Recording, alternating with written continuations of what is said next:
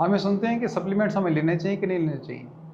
मैं कहता हूँ कि सप्लीमेंट्स हमारे लिए ज़रूरी हैं, हर एज में ज़रूरी हैं। मैं हूँ डॉक्टर दानिश शैज़, न्यूट्रिशनिस्ट हूँ, हर्बलिस्ट हूँ और एक्यूपंक्चरिस्ट हूँ। हमारी डाइट में दो तरह की चीज़ें होती हैं, मैक्रोन्यूट्रिएंट्स, फैट्स, प्रोटीन, कार्बोहाइड्रेट्स और माइक्रोन्यूट्रिएंट्स। तो हमारी डाइट में माइक्रोन्यूट्रिएंट्स कम हो गए हैं, मैक्रो ज़्यादा हो गए हैं। आज से 50 साल पहले गंदम जिस एरिया से ज़मीन के रकबे से निकाली जाती थी, 1 एकड़ से 50 मन निकलती थी, 35 मन निकलती थी, लेकिन अब हम 100 मन से ऊपर चले गए हैं।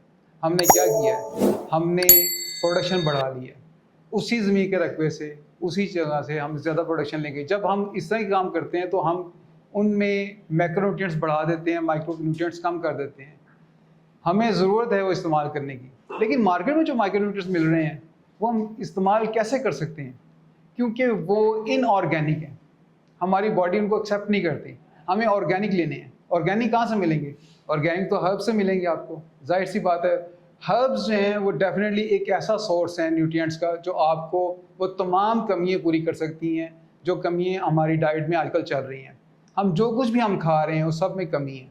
मैं कहता हूँ कि एक वो बंदा जो भैंस के नीचे से डायरेक्ट दूध पी रहा है, वो भी वो दूध खालिस तो पी सकता है, लेकिन वो कंप्लीट मिल्क नहीं है, क्योंकि भैंस जो चारा खा रही है, चारा तो फिर वहीं से आ रहा है ना, उन्हीं खेतों से आ रहा है। जिन खेतों में हम प्रोडक्शन के हमें उस चक्कर में हमने उसको खेती ज़्यादा बढ़ाई और उन्हें खादें ज़्यादा दी, इस तरह की पेस्टिसाइड का यूज़ किया, तो वो दूध जो है वो खालिस तो हो सकता है लेकिन वो मुकम्मल ग़िज़ा नहीं रहता। इस तरह से अंडे भी ऐसे ही हैं। तो हमें क्या करना है? हमें अपनी डाइट के अंदर न्यूट्रिएंट्स हैं, जो सप्लीमेंट्स हैं वो ऐड करने हैं, और वो हर्बल सप्लीमेंट हमने ऐड करने हैं। इसके लिए ज़रूरी है कि आप किसी हर्बलिस्ट के पास, नेचुरोपैथ के पास जाएं, ताकि वो गाइड कर सके कि आपने कौन कौन सी चीज़ें इस्तेमाल करनी है।